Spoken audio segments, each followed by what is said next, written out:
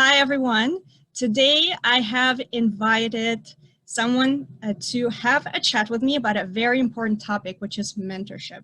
I recently put out an episode of my little series, Ask a Career Coach, where I touched upon the idea that mentorship is valuable and you have to be proactive about it. You have to go out there and approach somebody and attempt to at least make a request for this to be a part of your life. So today, my friend Kevin Frick kindly agreed to have a chat with me about mentorship. He is a mentor and he spreads the word about the value of mentorship and encourages others to take it up. And I'm going to let Kevin introduce himself a little bit further. Sure, thank you. So my name is Kevin Frick. I am the Vice Dean for Education at the Johns Hopkins Carey Business School. I originally trained as a health economist and spent much time in the School of Public Health as a faculty member. And in addition to helping to run the school and think about the academic programs and all the other things that go on there, in my personal life as an alumni of Penn State, in the community in Baltimore, and helping students and junior faculty at Johns Hopkins, I've really enjoyed mentoring and have started to think about, I know how I do it, but let me learn a little bit more about the principles and try to add to the discussion about why more people should be doing it, how is it best done, and how to think about what fits for different types of individuals as opposed to just, here's the way I do it and it kind of sort of works. And so I think it's a really exciting topic area and I'm happy to be in the discussion today. That's amazing. And if you're watching this and you don't know who I am, my name is Lana. I am a career strategist and coach with 2 Steps Forward Consulting that I founded about a year ago. And I love working with people who need career strategy, essentially people that need to take everything about themselves, review it, analyze it, form a very good solid strategy so that their skills are paired up with their values. And so that, developing a criteria on how to evaluate opportunities, this is really, really important. Sometimes things come your way, you don't know how to say yes, you don't know if you should be saying yes, you don't know if you should be saying no. So this is what I do. I take a person, I look at them in very great detail, and I work with them for about 2 months to actually get to the bottom of what they want and what would make them happy. And this is quite an exciting process. So like we said about 1 million times already, we're talking about mentorship today, and I have 3 questions for Kevin today.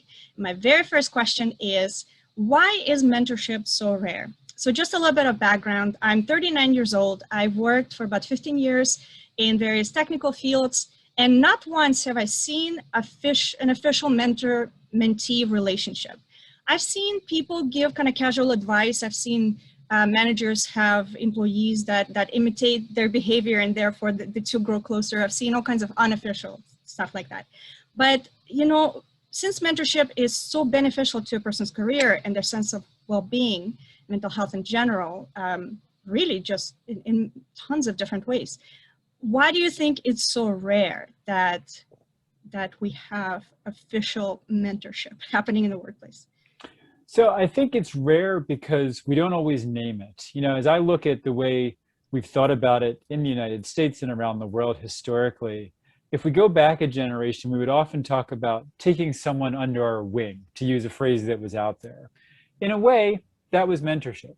Many workplaces have tried some formal mentoring programs with matching between a mentor and a protege.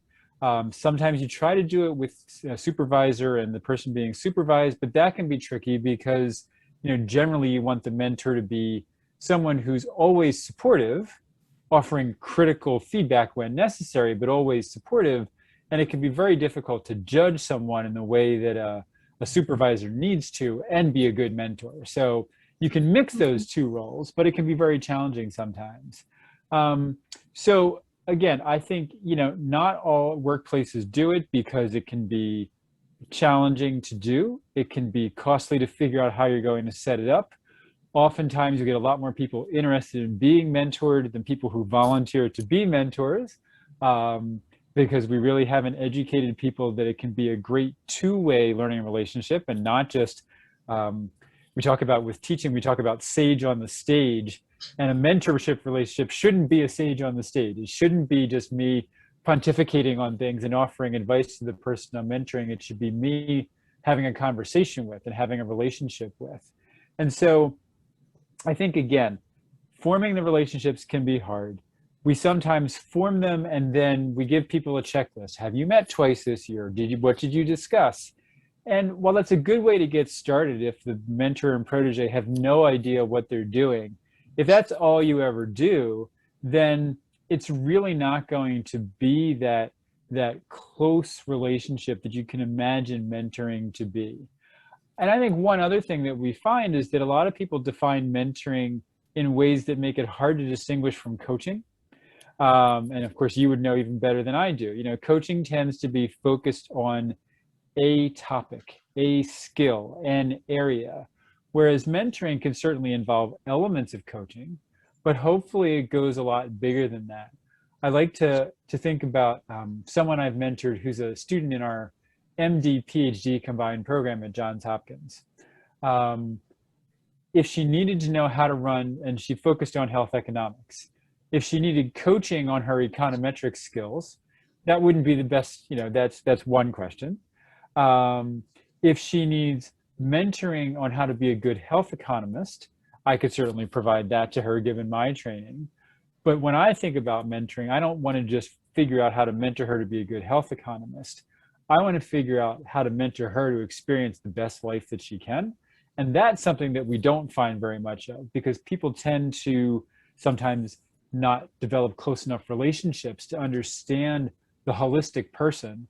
And in this particular example, it's someone who's in their mid-30s already, and still wants to think about having a family. And so I could give her all the advice on how to become the best health economist she could if she worked 70 hours a week, but she never achieved that other goal. And maybe she'd be she could be a Nobel Prize winning health economist someday. But if she didn't also achieve the goal of having a family, would I have really done her well by giving her that advice? And so I like to think of mentoring as something that can be very holistic. That can be challenging to develop in the workplace because it takes a lot of time. It takes a lot of commitment. It takes a willingness by both the mentor and the protege to have the conversations about, how much time do we want to commit to this? What's in bounds and out of bounds we're talking about? And, are we really willing to go beyond career and to help the person figure out how career fits into life? Or are we just trying to mentor the person to be a better accountant or manager or whatever they might be, which isn't a bad thing, but it's very different than what some of us are looking for and what some of us hope to provide in terms of mentoring. Right. And that's a really good point. I mean, like you said, there's a difference in what a mentor represents versus a work trainer, work supervisor, a career coach that may or may not be employed by a company, so may or may not be associated with HR. I try to view people as fully formed adults, no matter what age they come to me at, or whatever their current voice is saying in their head about whether they're successful or whether they're failures, whether there's more to do or whether everything's been done, and so on and so forth. And so I let them tell me, I just facilitate in a way. I let them tell me what they want to get closer to, what type of life they want to have. And then together we work to get them there, because it's not my job to tell them how to live their lives. At the end of the day, I have to listen to what they want and simply provide them with a way to get there, which is an entire can of worms in its own. But this means that I am not motivated by any politics that happen within their company. I don't work at their company. I have no vested interest in any of that. I'm not their parents. I'm not a relative, a partner, or any of that. It's a completely separate relationship. So yeah, I guess mentorship is just as complicated as that, even more complicated as that. So what advice would you give somebody if they were looking for a mentor? Let's say they looked around their workplace and maybe they haven't found anybody there. Where else can a person look? That's a great question.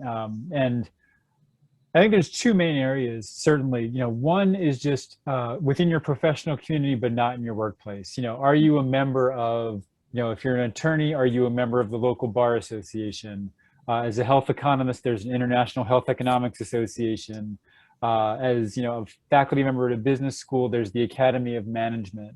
And so, whether it's monthly local meetings, an annual conference, someone that you meet.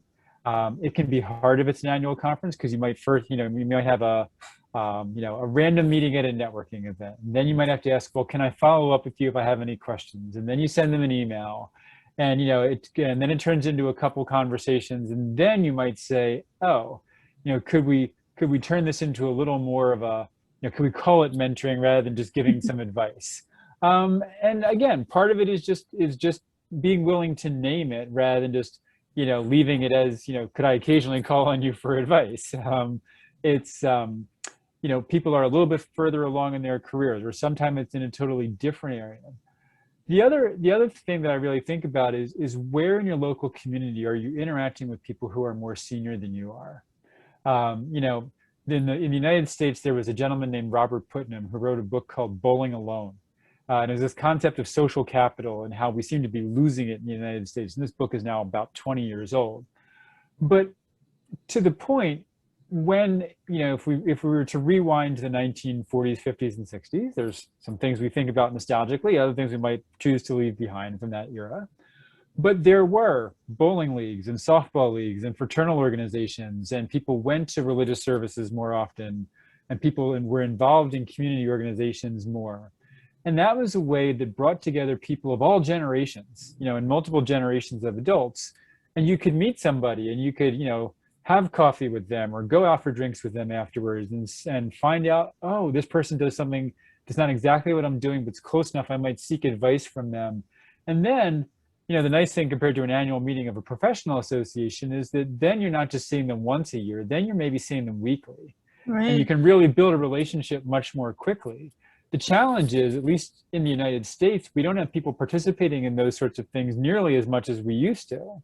And so you don't have the weekly bowling league, the weekly softball game, or any of these other things that bring people together on a regular basis. Certainly in my community mentoring, several of the people I mentor came from a running group that I'm a part of, which was a weekly participation, sometimes even more frequently than weekly, with people of multiple generations who come together with a common cause. And so I think the other nice thing that in that phrase is to remember that if you have other people who have a common cause, a common interest, a common goal, something that brings them together, then it doesn't guarantee that you're going to have shared values, but it helps to give you some degree of certainty that you're going to share at least some values. And that'll help to more quickly build trust, which can then facilitate a more high quality mentoring relationship between the mentor and the protege if they're interested in making that next step in commitment, as opposed to just an occasional coffee after a workout or whatever else they might do. Yeah, that's excellent. I'm totally on board with everything you just said, and that's a great way to think about it. You want to be, maybe this is not the most elegant phrase, but you want to be in a target-rich environment. You want to be in a place where you have access to people. Obviously, you want to have something in common with them because that helps you break the ice and form some sort of a relationship. They're no longer a stranger. You can walk up to them and say, how about that thing we just did, or that thing that we're about to do? And then you have some kind of very, very limited relationship, but it's already building. And then after some time, once you get to know them a little better, you can actually formalize it. And like you said, being a part of some kind of environment where you meet with people on a regular basis guarantees you access to that person on a regular basis. And whether you call it mentorship or not, perhaps you can sneak in your 1, 2, 3 questions. And perhaps, if you're not ready to formalize it, or you don't think that putting a label on it is necessary, or maybe it would affect the relationship, I would say, think about those questions that you're going to ask them, and be prepared should an opportunity present itself. You could be in the middle of a pottery class and you could say, you know what, I've been meaning to pick your brain. What about that? And you're both sitting and you're next to each other and you have time to spare. Like, you have to think about the logistics of this. You have to be in a place where there's a sense of relaxation and comfort, and there's a little bit of trust, and give them enough time. It's, in a running group, this may be different. If you're trying to ask a life or career related question between the steps and you're running up the hill, this may not actually work out as well. But I say people just need to keep trying. You need to just keep trying, keep looking for these situations. And I think just to build on something you Fantastic. said, I like the phrase target rich environment, because sometimes the first person you talk to isn't necessarily the one who can offer you the best advice. But if it's an environment where that person is familiar with everyone else, they could say, well, I don't have good advice for you, but let me introduce you to this next person.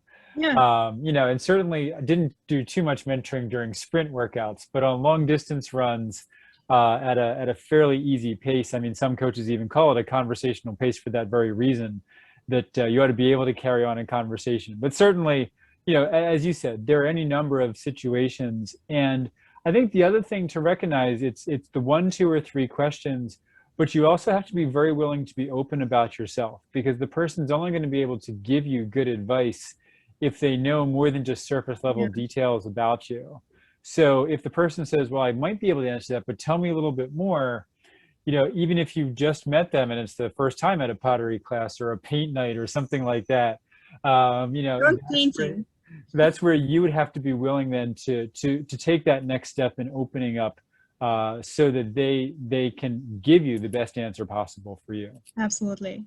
And my last question for you has to do with the work that you're doing to encourage others on an organizational level to take up mentorship. Can you tell me a little bit about that? So within the university, we have quite a bit going on, but it's all a bit here and there with no one coordinating it all at this point in time. And we have faculty mentoring other faculty, we have faculty mentoring students, particularly doctoral students, we have alumni mentoring students. I've started to get people to think about, well, is there, what's the role for staff in any of this? Staff are often the most forgotten group in higher education, but nothing gets done without them. And I would like to include mentoring in that. Mentoring should include them, both being mentored and doing some of the mentoring for students, and in some cases for faculty. But part of it is seeing the value, and the value comes through in a couple of ways. Somebody had asked me a couple years ago, why do I show up at the office every day without using my job description or my job title? And that was a harder question to answer than I thought it was going to be. But after several years, not pondering it 24/7, but really working through that, I wrote something for my kids last Father's Day, and it started out with the line, "Light paths to choose hope." And that really summarizes what I try to do in all of my mentoring relationships. I'm not making the choice for someone, but I'm trying to help them understand, here are a couple paths, here are the pros and cons of those paths, here's some angles on going down those paths you may not have considered before. Here's a path that you didn't even know about before, that if you take these two you were thinking about, you have this other option. And people tell me that I'm very good in helping them to think about reframing things. So part of it is really just trying to educate potential mentors. As I had mentioned a little bit earlier, this isn't just pontificating. This isn't just giving advice. It really should be a relationship. It really should be, and again, for those who aren't willing to commit to a whole relationship, at least commit to one conversation with active listening on both sides for 30 minutes. Start there, and then if you have a good conversation and there seems to be some kind of spark, schedule a second one. And then maybe you can build, because I've got mentoring relationships that have lasted anywhere from 1 year to 12 years. Right. And the 12-year one is still ongoing. And so it really is understanding that value. It should be a two-way street. There should be things you can learn from the person you're mentoring. If nothing else, it should bring you joy.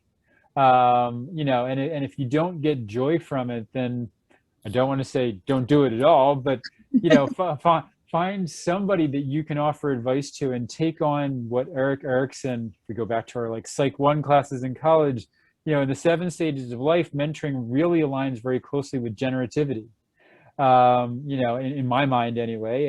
And so sharing that knowledge, that wisdom with others in a way that you're not just doing it for yourself, but you're doing it with the goal of trying to benefit the other person, and making sure that it's about them first and foremost and not about you. You can get a lot from that. And so demonstrating that value, demonstrating the value of using what's in the literature about the best approaches to these things and best practices, and demonstrating the value not just of learning from the person you're mentoring, but then of having the opportunity to talk with other mentors and and, creating some type of social learning circle to really learn about mentoring and value creation and this whole process that can benefit the individual, it can benefit the unit in a workplace, it can benefit the entire organization. So, that's really where I hope to move the organization that I work for, even more than it has already, and help other people think about whether it's the right thing for their organizations as well. Part of it right now is just by talking with people. In the long run, I do hope to make it part of my research agenda as I move forward into the next part of my career. That's amazing. I love talking to you in general because you're so well spoken. And I especially love talking to you on this topic because we both agree on the importance of mentorship, and the kind of the how you view it is very similar to how I view it. And your approach to mentorship is very similar to my approach to coaching, where you're just helping a person see things, you're reframing different topics and ideas in a different way. And it's a lot of what if this, have you thought about that? You're helping to guide them, you're helping to make sure that they're well informed, that they have access to different types of thinking and resources and whatnot. At the end of the day, the work has to be done by that person and that person alone. And you're facilitating that growth, and it's amazing. It's highly rewarding. My coaching is highly rewarding. I can see that your mentorship has been highly rewarding to you as well. And yeah, that was a great little conversation. I loved having you here for this chat. And guys, if you need to speak to someone about mentorship, you have lots of questions, you can approach me, but even better, approach Kevin. I'm going to leave his information in the details below this chat, and please reach out to him and pick his brain about this. He is just, he's got a wealth of information. It's just like a repository of information about relationships and the value of passing on knowledge and life experience. So that was super great. Thank you so much, Kevin, for coming on my little mini interview. I really, really appreciate it. I hope you're doing well going forward. And guys, if you enjoyed this, there are more episodes to come. Thank you so much for joining. This is Lana and this is Kevin, and we hope you enjoyed yourself, and have a good one. Bye-bye. All right.